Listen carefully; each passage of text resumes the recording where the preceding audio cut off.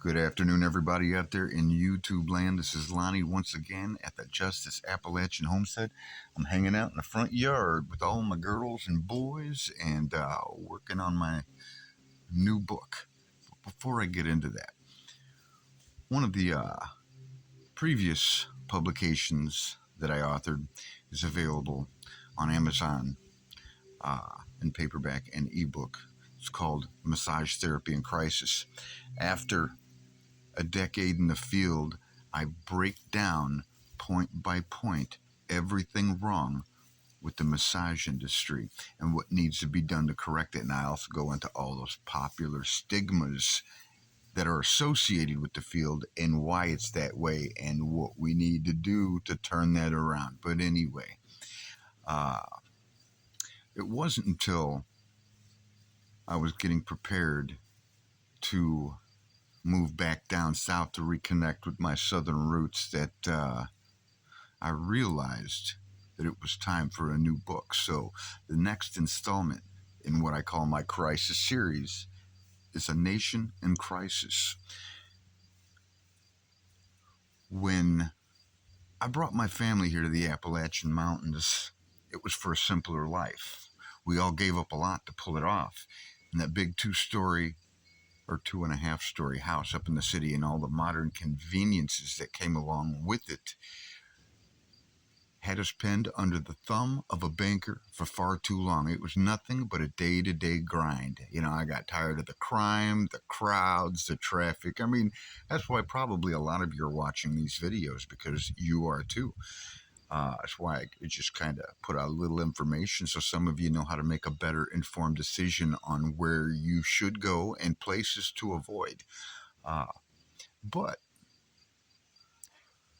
as I sat up there watching the news every day,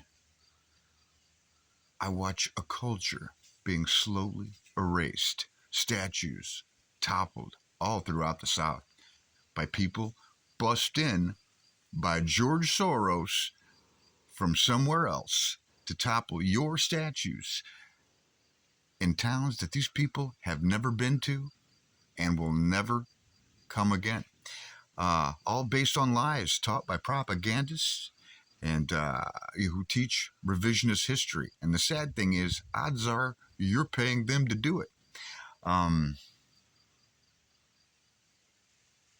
I've never seen a whole lot of opposition. You've never seen a whole lot of people in any of those clips on the news opposing these people, making them leave. That made me kind of wonder why. And it started to make me question how much of America's soul is, in fact, actually lost. When we came here, it was to grow the homestead, but it was also a good place to start my book, A Nation in Crisis. My goal is to move from state to state throughout the Bible Belt while exploring locals, local customs, and see how much of America's soul is actually lost. But I have to see it with my own eyes, because I, like many of you, don't trust or believe much of what you see anymore that stream through these little mind control devices that you call cell phones.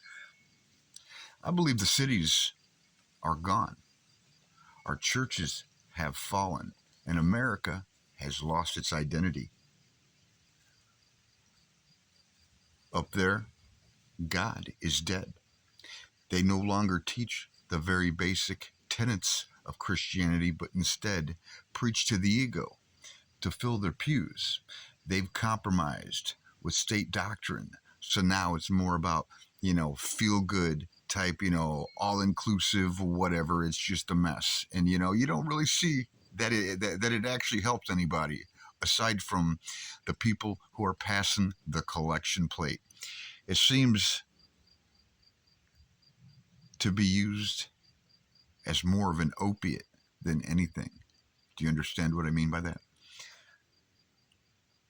Surely, if there's anything salvageable, anything at all left of America's soul, it would be in these smaller, more traditional conservative communities, right? What is the modern day Deep South actually like? Is there racial bias?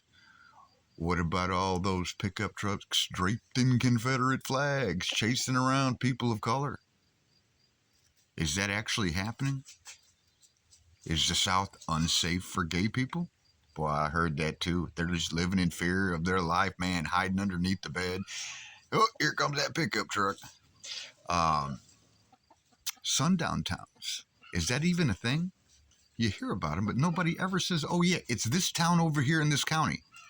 You ever notice that? I go over all that and more in this book, and you may actually be shocked at what I found. It wasn't until after I got this house up to a basic livable condition that I actually got a town or a job in town, uh, a delivery job. How else am I going to learn the roads right? Because you can't depend on Google or even a GPS. You lose your signal half the time you go up into some of these hollers, man. And Google is wrong. There are roads up here, man, that just don't show up on any map. I'm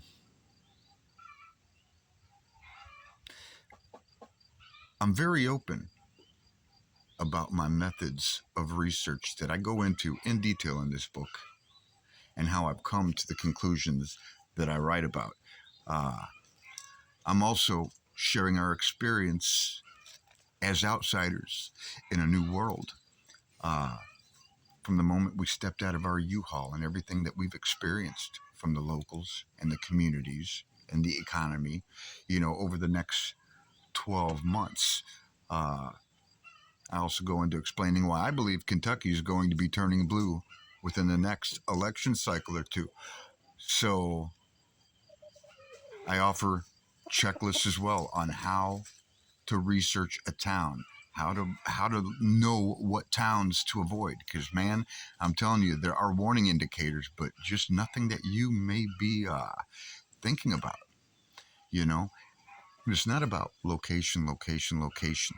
It's neighbors, neighbors, neighbors. Now, that's not a slight on anybody, but that's just a fact, because it's everything's spaced out into little clusters, and it's very different from cluster to cluster. But that's something else that I go into in this book. So, are you planning on leaving the city? I don't blame you. You want to move down south and find a red state? Hey, man, I completely support that. But right now, is Kentucky for you? Before you buy land here, I would encourage you to take a look at this book. Now, I'd also encourage the ebook version. I'll end up having a paperback, but I love writing ebooks. It's kind of like writing Shakespeare. I can embed text links in certain phrases, so it actually, it gives my chapters a deeper context. So I don't just talk about it, but I show you. All right, with just the touch of a finger. It's amazing. And the illustrations are going to be full color. But anyway, I'm going to get back to this. But I do want to thank all my new subscribers. Your support for this channel really means a lot.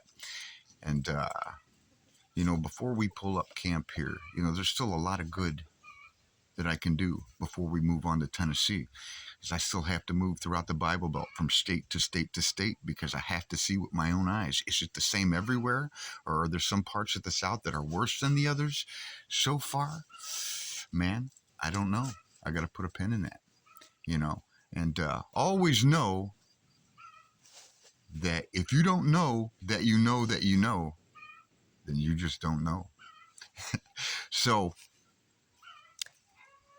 anyway, again, thank you, new subscribers. Thank you, everybody, for clicking like and supporting my channel. It really means a lot. I've got some very interesting content coming soon. I got to knuckle down on this book. There's a lot of road to cover, and it gets expensive.